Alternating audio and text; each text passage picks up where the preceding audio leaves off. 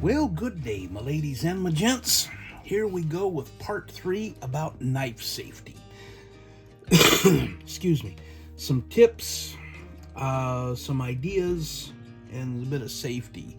Reminder for those of us who have been modeling for a while and gotten in the habit of being around these little surgical instruments, and some warnings for new folks coming in. To start with, your hobby knife. It is a basic tool. You've got to have one of these if you're going to build models. They're sharp. Duh. They are surgically sharp, especially when they're new.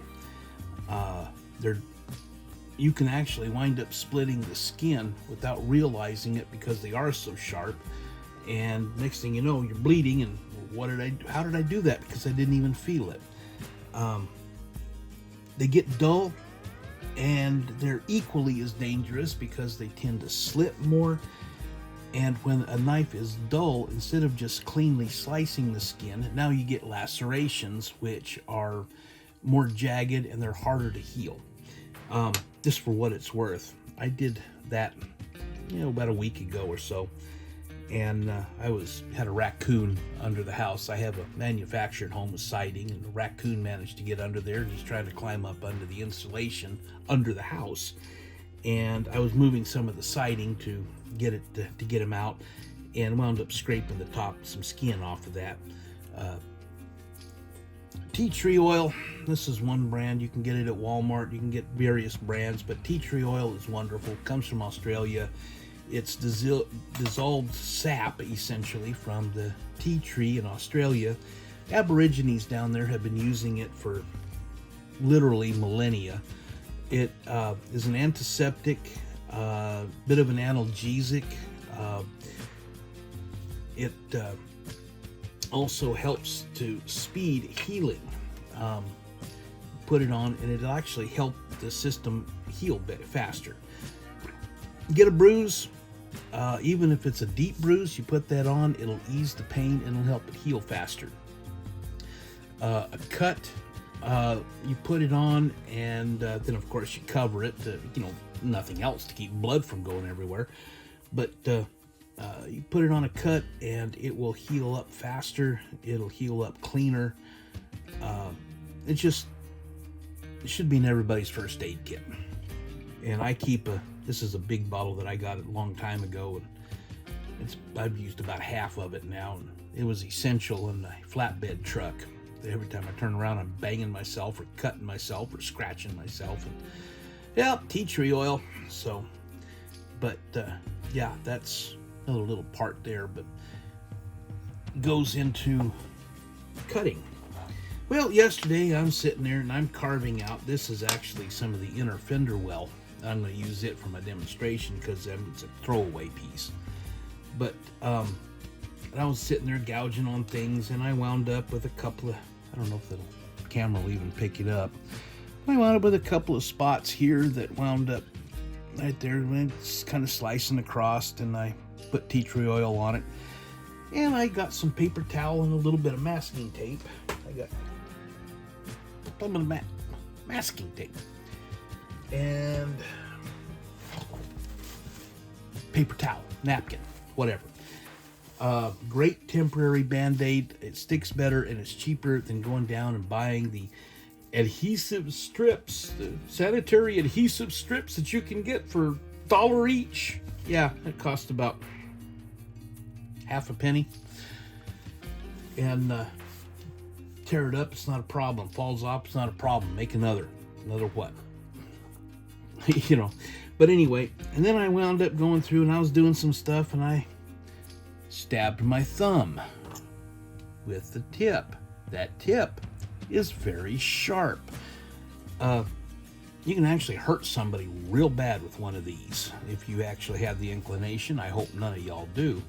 But so bear in mind where the blade is, how you're doing it. How many of us go through and we are trimming a piece and we're going like this? I'm very, very lightly touching it, but you're going like this. that is going to hit right along there. And I've got several little bitty places over the time where I've got little bitty scars running up and down here where I've touched it just enough to break the skin. But you're wanting to do it, be very mindful where that is, be very mindful of how much pressure you're putting on it. Get my light over here where I can get a little bit better light on it.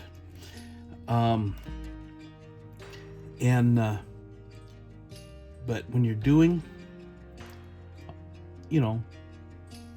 I'm wanting to cut the end of that off. Get your thumb out of the way, because when it goes, your knife pops. Get your thumb out of the way, stupid.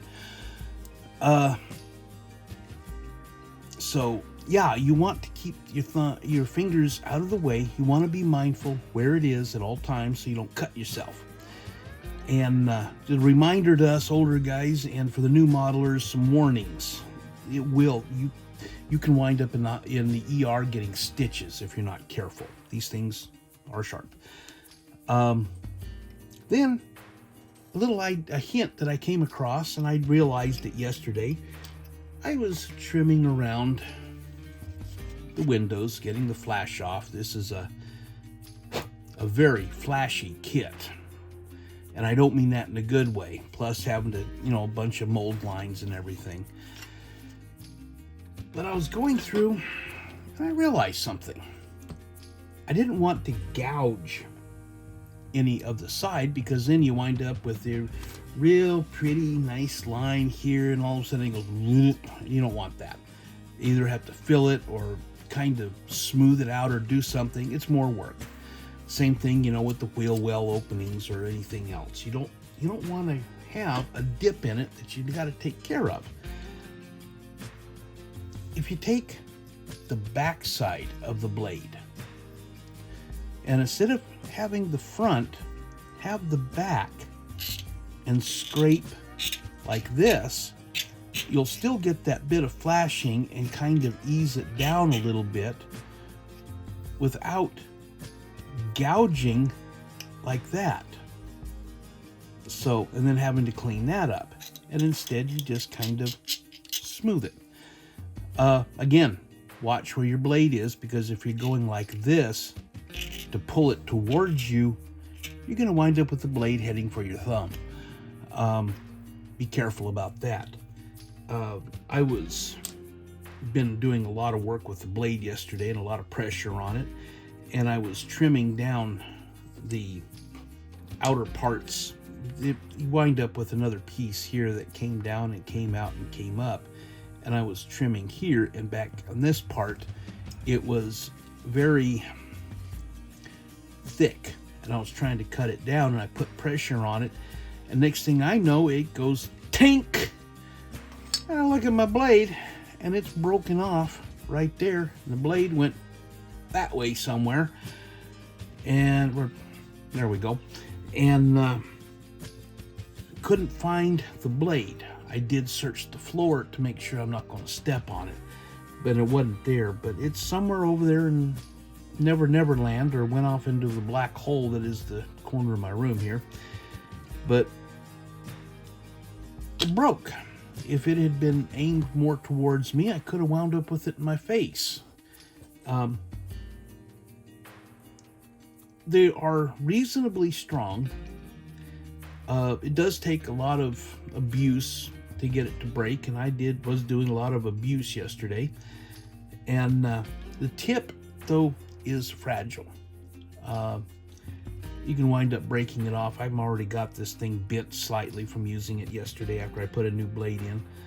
But be careful with that. But like I said, just some reminders, some an idea that I came across yesterday. Be careful with these, because you can wind up hurting yourself real bad.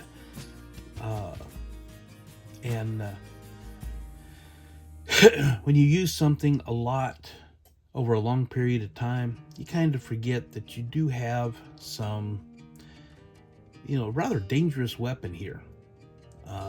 Like in school, back when us old folks were back in school back in the day, they don't run with the scissors. Oh my God, you're gonna poke somebody's eye out.